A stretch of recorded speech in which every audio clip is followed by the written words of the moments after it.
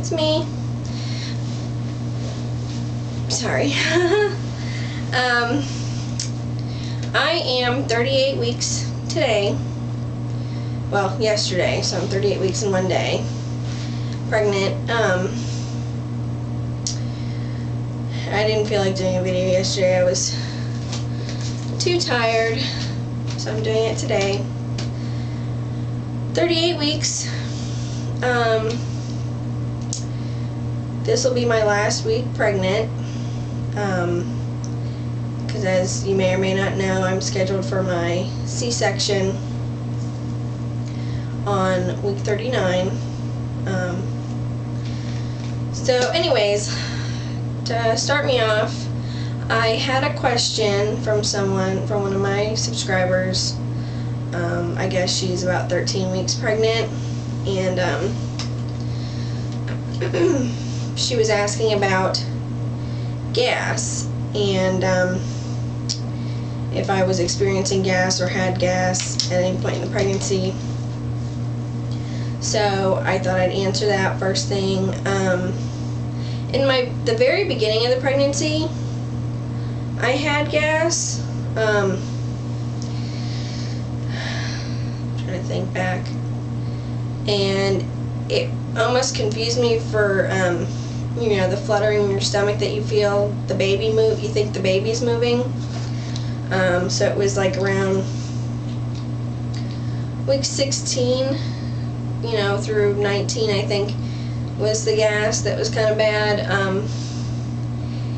But then it went away, and didn't really have much gas after that, and still don't. I have heartburn, so it's like gas, but the other end. So that was my experience with the old gas. So I hope that answers your question. I mean, since I hadn't had a baby yet, or ever, like I said, it did confuse me for baby movement every once in a while, because it like ran across the belly like it would be the baby moving, but I'm pretty sure it was gas. Okay, so after my vlog last week, that Sunday night, I went to bed around like 9 o'clock and woke up at 12:30 with really bad menstrual cramp pain, and I didn't know what it was. I went to the bathroom. Everything seemed normal, and then I started getting really bad back pain with it, and it wasn't a See, this is what's frustrating me, and I was so frustrated that night. It wasn't like contractions. I wasn't even having Braxton Hicks contractions. It was just a continuous like menstrual cramp. Like you know how you feel when you start your period, you wake up, you go to the bathroom, you see, oh great, you know, you take a Tylenol and you go back to bed. That's how I felt. So it was continuous. I was even on like my Facebook page asking people, you know, people that have been pregnant before, you know, what's going on. They're like, count the contractions. I'm like, there is no contractions. It's just a continuous menstrual cramp. And then the back pain got so bad that I called my mom, who lives in the neighborhood where I bought my house, and I was like, I don't know what to do. I don't know if this is labor, but I'm having like what felt like back labor and menstrual cramps. So she came over and she massaged my back, and it was still hurting really bad, and she brought over this like what's called like a moist heat pack. It's got like oats or something in it, I don't know. You heat it up in the microwave, and finally when I laid down on that, it started to go away. I even called my doctor and I said, you know, what's going on? What is this? Am I in labor? Should I go to the hospital? And she's like,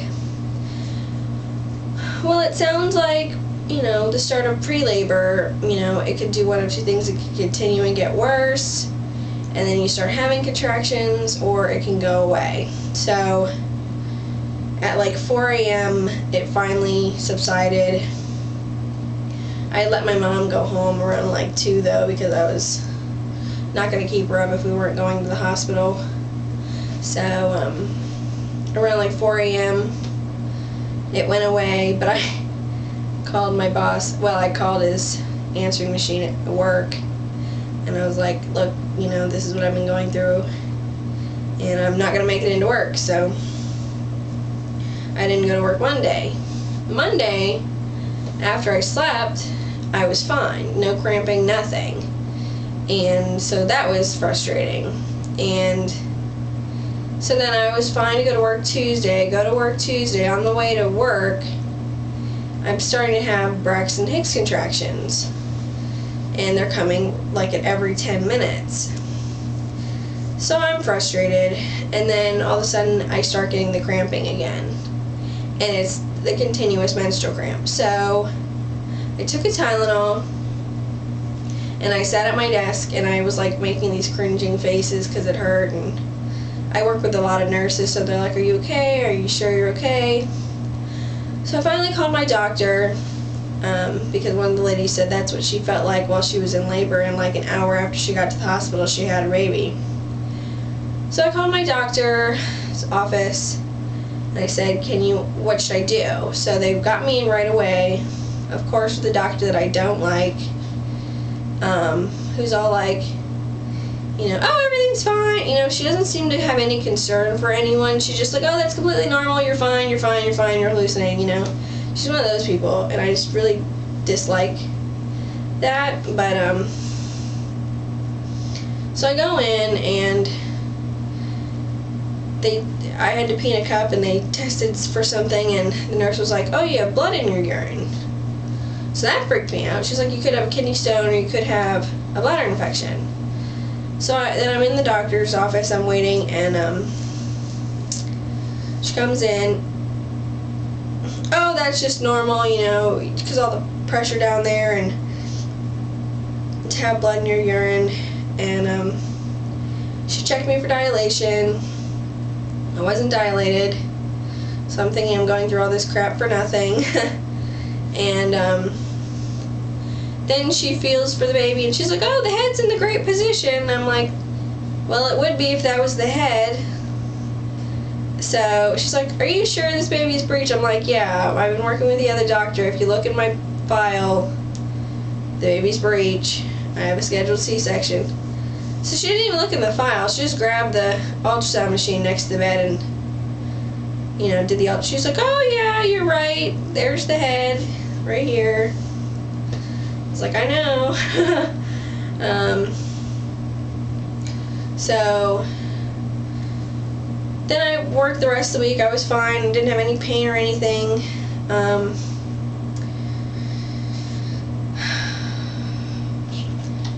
They still wanted to see me Friday though, so I went into my regular appointment Friday with the doctor that I like and who's doing my C-section. And she just had me sign the paperwork for the C-section, gave me instructions. I'm supposed to be there at 9 a.m. I'm not to have any food after midnight, food or drink after midnight the night before. And I have one more appointment scheduled, and then I go in for my C-section. So my next appointment is this Friday, and then my C-section is the following Tuesday, the 31st. So I think I'll make it that far, because seriously, I've been going through all this like crap for nothing. I haven't been dilating or anything. So I think I'll just stick it out in there until I have my C-section, which is good because then I can just go in and have it. She is concerned about the amount of swelling that I've been going through, because, I'll show you what I used to look, well, I'll show you in a little bit, but I started out at 113 pounds. I was very, tiny. I was my smallest since I was a teenager, right before I got pregnant, even in my face. And every time I go in there, she touches my skin and it goes red, or goes white and then turns red again. So, this isn't all just like weight gain, like putting on weight. I'm like retaining a lot of water, and she can't really explain it because my blood pressure is fine. So I know as soon as I have him, like, I'm gonna drop a lot of water weight. And it's probably because too it's the summertime, but yeah, I'm completely just like swollen. Even my thighs and my calves are swollen, and my fingers and my wrists, everything is just to the max swollen with water. You can touch me and feel it. So I think as soon as I have him, I will drop a lot of water weight, because I've gained 40 pounds, and you're supposed to gain between 25 and 35 pounds. And up until like this last week, I was at like 35 pounds. And then she just noticed that I just blew up like a balloon as far as swelling goes. So I think that hopefully the swelling will immediately go down as soon as I have him. I wanted to show some pictures of the baby's dad, because I haven't really done that, so no one really knows what the baby's dad looks like since he's not around. So I also wanted to bring him to when I have him, so I can compare to see which one he looks like more. So I have this one, which is both of us, and I hope you can see it. That was like one of our first dates. I'm in actually like, let's see if you can see it closer. I'm standing in like 6-inch heels with platform, and he's still bending down. He's 6'4", so he's a big boy. And people didn't realize he was actually standing next to me at first when I started that picture, so I had to explain it. Here's another picture of him on my phone. If you can see it, I don't know. That's him. So he's a good-looking boy, I mean, in my opinion, but that's him. So I want to show you him. And I'm going to show you me. This is actually, ironically, and I don't know, most people don't know this, but this is like the day that I conceived. And the reason why I know that is because I had just gotten over my period, and this was the last day I actually saw him before he broke up with me and we had sex. So this is me the day I conceived. That was the outfit I picked out to go have a special day with him. And I was like 113 pounds, 112 pounds.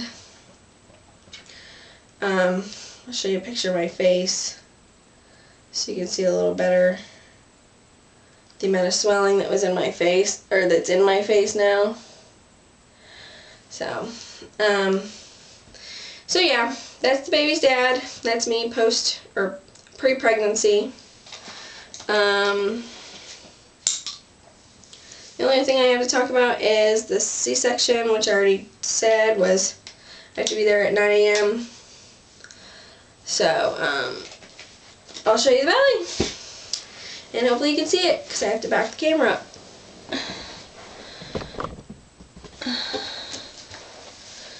Oop.